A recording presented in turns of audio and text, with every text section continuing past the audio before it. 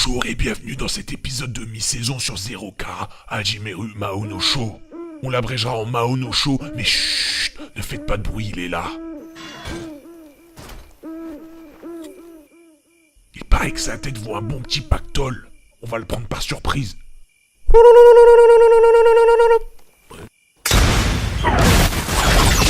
Je tiens à préciser qu'il n'y a absolument aucun lien entre Mao no Sho et Re:Zero, au cas où quelqu'un poserait la question.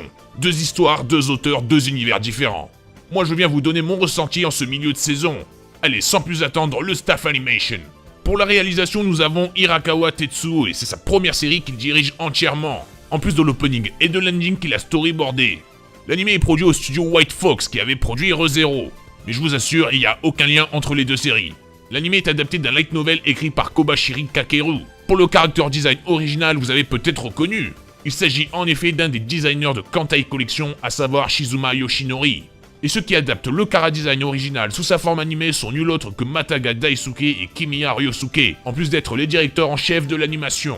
Mataga Daisuke qui avait déjà designé des persos comme dans le film Sakasama no Patema. Pour les musiques, il s'agit de Matsuda Akito qui avait composé sur Jitsuwa Watashi wa, Hibiki Euphonium ou bien sur le soporifique Glass Sleep.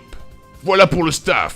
Alors ça parle de quoi? En l'an 526 du calendrier ecclésiastique, le monde connaît l'existence des sorcières et la sorcellerie, mais il ne connaissait rien sur la magie. Donc à ne pas confondre avec sorcellerie, même si les définitions se rapprochent. On suit donc l'histoire d'un mercenaire mi-homme mi-bête. C'est ce qu'on appelle des bestiaux dont leur tête est très convoitée auprès des sorcières, s'utilisant comme un objet de magie noire. Notre cher mercenaire en a ras le cul de toutes ces conneries et veut devenir un humain normal. C'est alors qu'il fait la rencontre d'une sorcière qui lui prononça ces mots. En contrepartie, il accepta de devenir son garde du corps et de l'accompagner à la recherche de son grimoire qui porte son nom, le grimoire de Zéro. Et on revient au titre de l'anime. Les personnages ne sont pas sans rappeler La Belle et la Bête, film qui sortait lui aussi en cette saison printanière 2017. La Belle sous le nom de Zéro, la Bête sous l'aspect d'un mercenaire victime d'une malédiction. Bien que les histoires soient différentes, leurs apparences rappellent l'œuvre de Jean-Marie le Prince de Beaumont. Concernant l'époque, on est dans quelque chose de plus médiéval, avec l'architecture des bâtiments et l'ambiance magie et épée.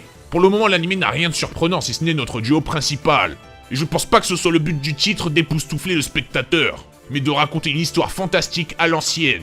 À l'ancienne car j'ai été agréablement surpris par cette ambiance qui m'a un peu rappelé la vieille époque, avec un Slayers par exemple. Les personnages apportent aussi leur petite note d'agréabilité. Oui, ce mot existe. Le mercenaire sous cette apparence qui peut sembler menaçante, c'est quelqu'un de bienveillant et de juste. Marre de cette discrimination que subissent les bestiaux, il essaye d'améliorer leur image du mieux qu'il peut, quitte à foutre débranler à ses congénères avec la Buster Sword bordel de merde, ou tout du moins une réplique chinoise. Sinon sa rencontre avec Zéro n'a rien d'exceptionnel, ils ont tourné ça en quelque chose d'amusant.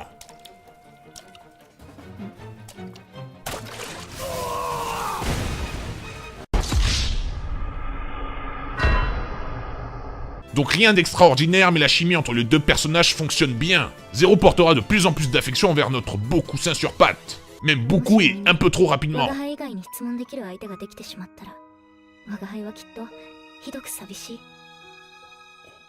C'est elle qui a écrit le grimoire qu'utilise un groupe appelé la troupe des sorciers de Zéro. Forcément, elle est extrêmement puissante, et son livre risque d'apporter la destruction du monde. Alors voyons. Tiens, celui-là, il a l'air pas mal. Wingardium Leviosa. Mais le pire dans cette histoire, c'est qu'elle a écrit ce livre juste pour de la bonne bouffe. Car se remplir l'estomac est un de ses passe-temps favoris. Elle a peut-être envie d'un bon chocolat avec son beignet. Un personnage très charmant, Zéro, qui viendra détendre un peu l'atmosphère. On a affaire ici à un couple au final très complice et attachant. Mais ce n'est pas un duo que l'on nous met en avant dans les premiers épisodes. Si c'est à l'heure où je vous parle. Mais un trio avec un autre personnage du nom de Albus qui appartient à la troupe des sorciers de Zéro dirigée par personne. Si vous regardez l'anime, vous avez compris. Et en juger par son apparence, le gamin par excellence qui essaye d'emporter avec lui la tête du mercenaire dans l'épisode 1. Gamin désagréable aussi qui deviendra rapidement un compagnon de voyage qui, dans Zéro, est le mercenaire, à la recherche du grimoire perdu. Le show n'est pas avare en world building. Tout un tas d'infos nous sont données que ce soit en début d'épisode ou via des flashbacks. D'ailleurs, on en arrive au fameux épisode 2 et ceci.